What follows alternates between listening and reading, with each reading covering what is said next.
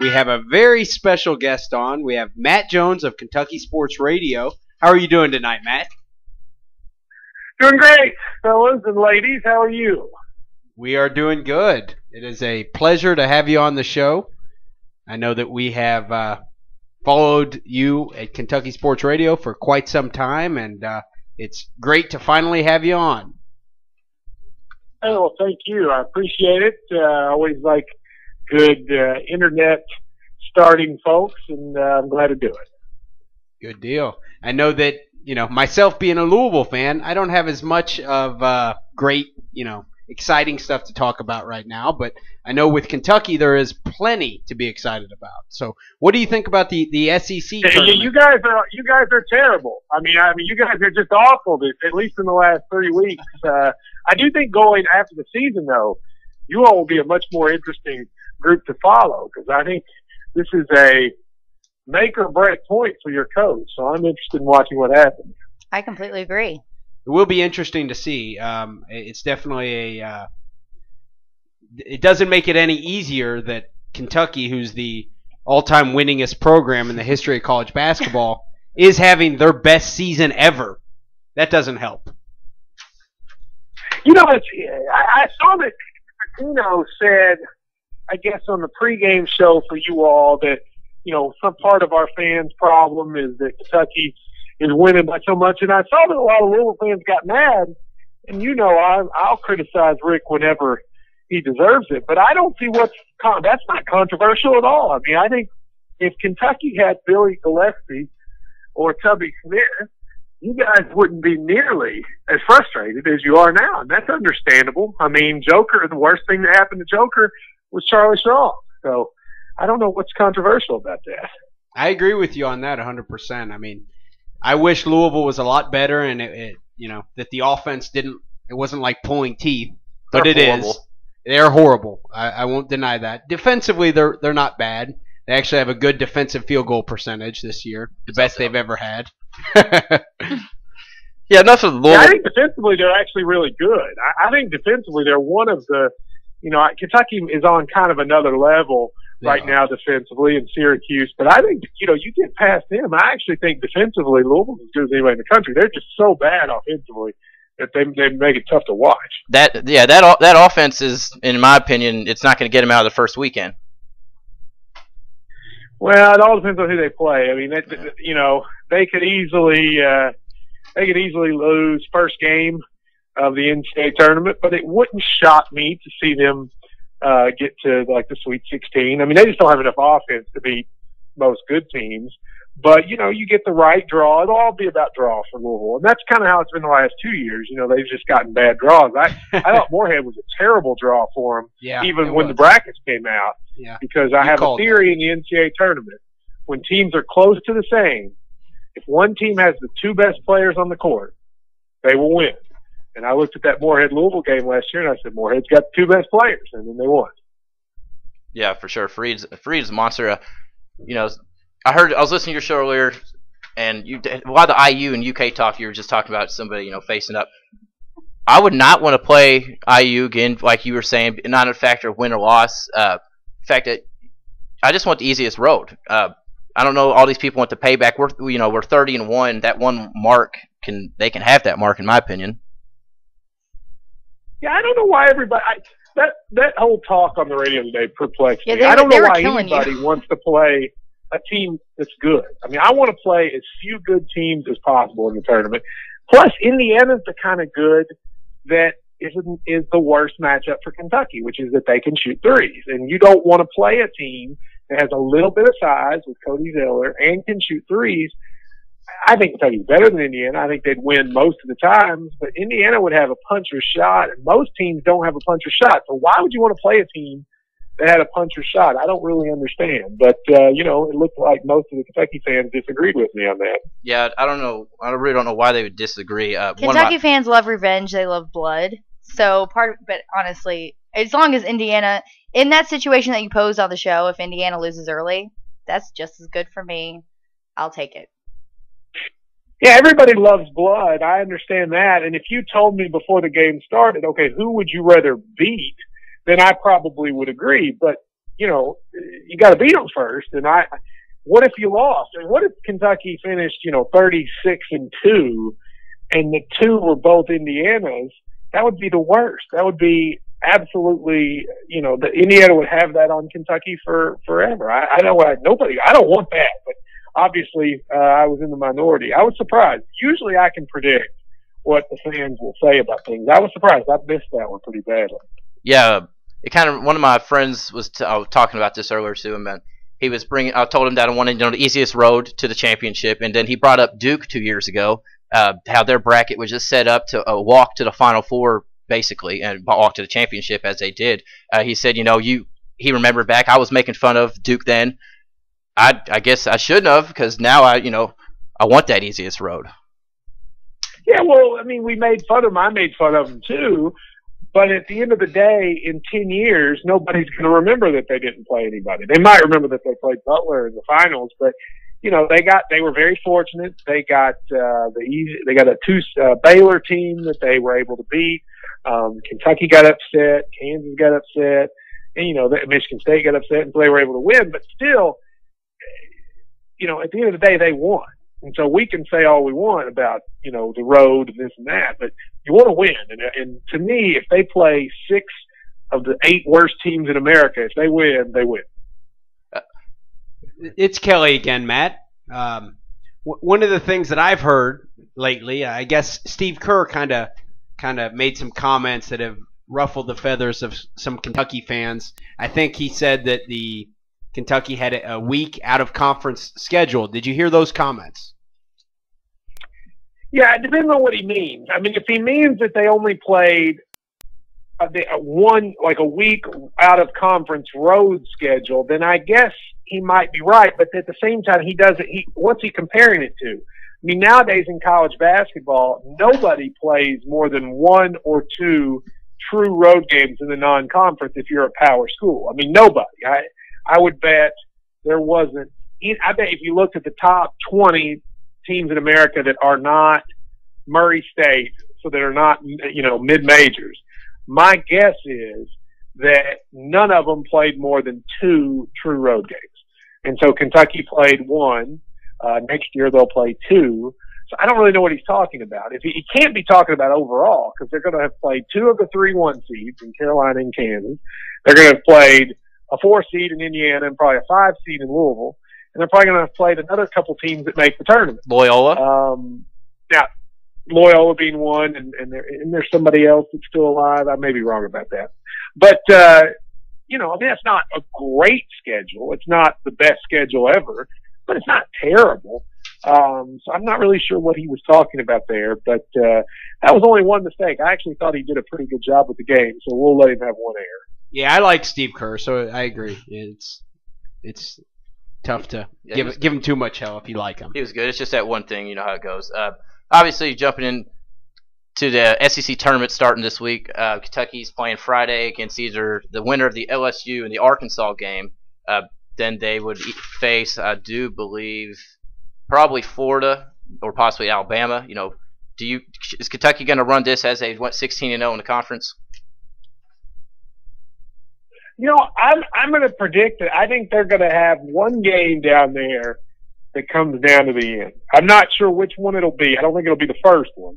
I don't think it's going to be the game against LSU or Arkansas, but either Florida or if they play Vandy in the finals, and it could be Alabama. Alabama could beat Florida. I think they'll play Kentucky close. I really do. I think it'll be one of those games where they got to be totally focused. Somebody will get hot.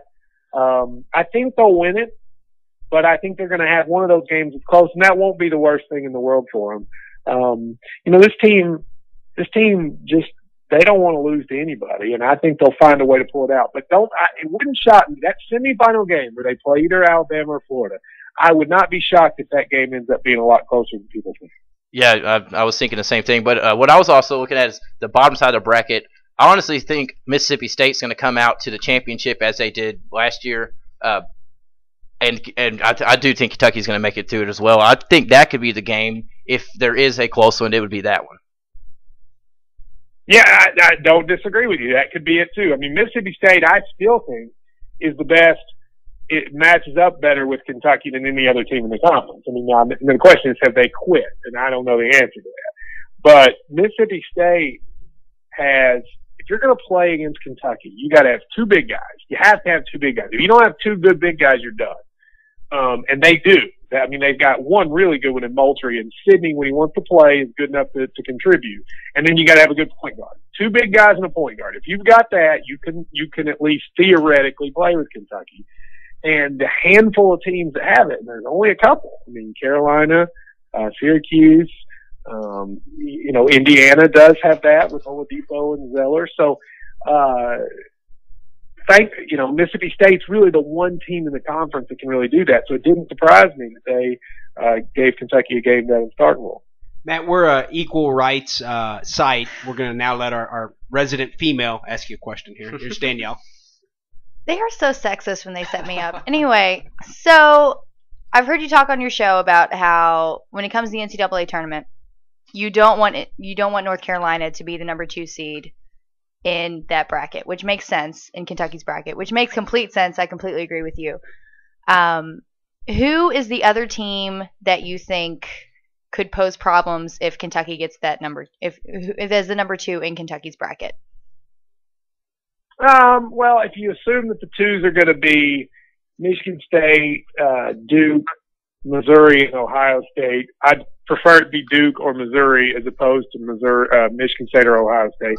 Only because Michigan State and Ohio State can slow the game down and can hit enough threes to keep it close. I think all those teams would have a very difficult time beating Kentucky. I mean, if you break them down like we've talked about, okay, Michigan State's got one good big guy and a guard. Ohio State's got one good big guy, a guard, and sort of a wing player. Duke's got 2 guards, no good big guys. And Missouri's got 4 guards and no good big guys. I think all those teams are going to have a real hard time beating Kentucky. If it was perfect, I'd like to see Missouri. I don't see a scenario where Missouri can beat Kentucky. Now, I mean, you never know. But, I mean, how in the world are they going to guard the size that Kentucky has? I just can't imagine that they can do it. Yeah, I think they might be. I mean, to me, Missouri and then Duke. The one I'd probably want to see at least is Ohio State, just because I think they've got the most scoring weapons, and Sullinger could, while not neutralizing Davis, make it a little tough for him. And so you might have to rely on Terrence Jones, and I'm still not 100% always confident in Jones. So I'd probably want to see Ohio State win. I completely agree. Ohio State scares me. They've scared me from the beginning. I mean, they're one of those teams where you can kind of get down on them for a second, and then they'll show you something that you weren't quite expecting, and it still scares me because I don't trust them in the tournament. A lot like last year, I just don't trust them.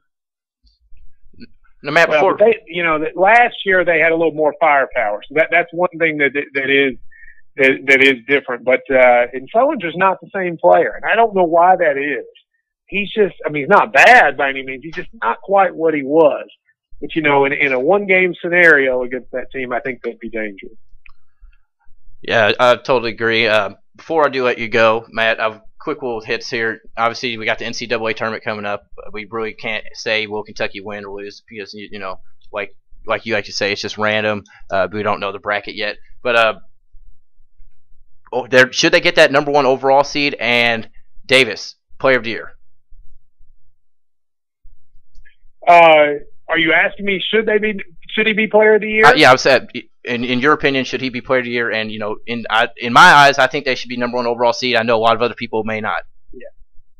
Yeah, I think they should be the number 1 overall seed if they win out. If they lose and Syracuse wins the Big East, then I think they should be the number 1. Davis is the Player of the Year to me. I think he wasn't until about 3 weeks ago. And then I think in the last 3 weeks, as Kentucky hit their hardest part of the schedule, he played the best. And I think that's a good sign. For people who would vote for Robinson, no, I don't think that's a bad pick. I think you could make a case for Robinson too, but I do think Davis is the best. I think he'll end up winning most of them because it's Player of the Year and not MVP, and so I do think he'll win it. Like National Coach of the Year, I think you could give it to Cal. I don't think people will. If you're not going to vote for Cal, you got to give me a good reason as to who you're voting for, to me. I mean, I can understand voting for Boeheim. I can understand maybe voting for Mike Bray, the coach down at Murray.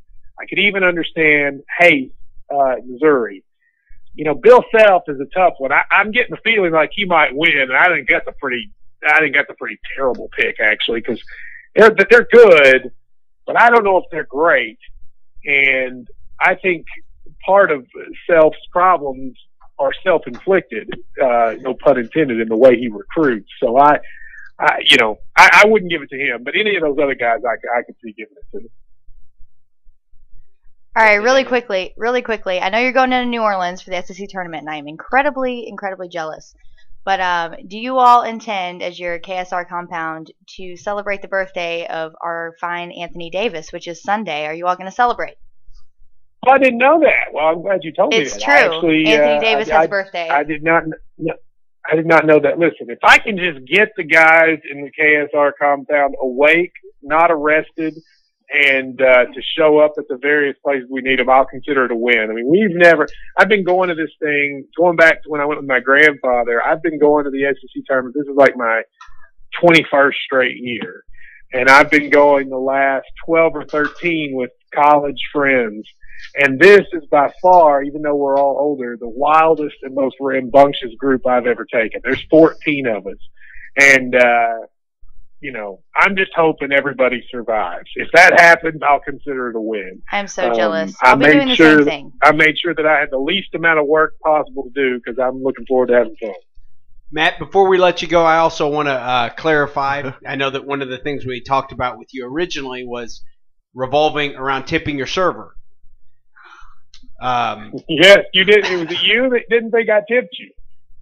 Well, I just wanted to see if your tipping habits are, have continued the same. I know that you take pride in tipping. I just wanted to see your feelings on that. Listen, I am known for people who are around me as a over tipper. I usually tip consistently 25%. And that's good. Sometimes more than that, depending on the situation.